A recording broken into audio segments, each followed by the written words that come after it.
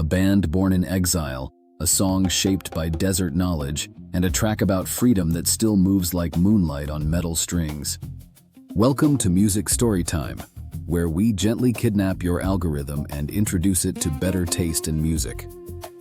Enjoy the background music in the free usage playlist, you dirty scoundrels. Now, continuing today's focus music band, Tinariwen. That is Tinariwen territory, and it is worth staying for, because this story gets bonkers in the quietest possible way. Not loud bonkers. Endless horizon, guitar echo, history riding in the backseat bonkers. Tinariwen did not come together in some neat little rehearsal room with coffee and fluorescent lights. Their story runs through the Mali-Algeria borderlands, Tuareg camps, political upheaval, migration, memory, and guitars that seem less played than summoned. Founding member Ibrahim Ag al-Habib carried personal tragedy into the roots of the group, and somehow that pain became music with extraordinary weight. Tinariwen's songs do not rush toward you. They appear like weather. Cler Achel is one of the best doors into that world. The track has a spacious, patient pull that feels almost architectural, like it is building a horizon while you listen. This is the song for someone who wants to hear how a band can sound ancient and modern at the same time without turning it into a lecture or a museum tour. The guitars move in loops and lines that feel conversational, but also a little haunted, as if the desert itself had opinions about rhythm. Then there is Sastanàqqàm, which feels like motion with memory attached.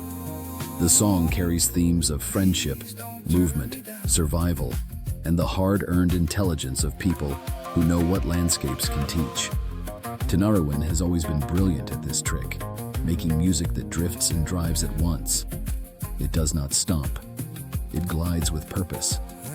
Sastanàqqàm is especially good if you want to hear the band at that sweet spot where groove, message, and atmosphere are all sharing the same tent.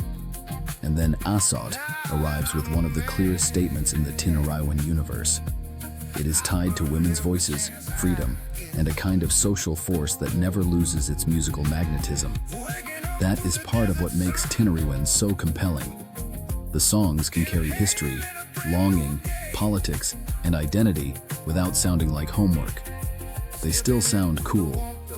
Deeply, immaculately cool. Like a caravan wearing sunglasses at midnight. The wilder part of the band's story is that Tinariwen became globally influential without sanding off who they were. They came from a very specific cultural and political reality, then somehow connected with listeners across continents, indie circles, festival crowds, and Grammy voters. That journey sounds almost impossible on paper. In practice, it sounds like interlocking guitars, group vocals, and songs that make distance feel tangible. There is also something wonderfully strange about how unhurried their music can be while still holding total command of the room. A lot of bands try to hypnotize you with production tricks and shiny gadgetry. Tinariwen can do it with groove, repetition, restraint, and the sense that every note has traveled a long way to get here. Bonkers, really. How much atmosphere can fit inside a few guitar phrases? So when you put Cler Achel, Sastanàqqàm, and Assàwt side by side, you get more than 3 strong songs. You get 3 angles on Tinariwen's spell: landscape, movement, and message.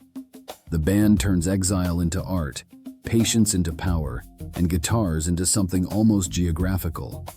Not many groups can make you feel like you are hearing both a road and a memory at the same time, but Tinariwen absolutely can.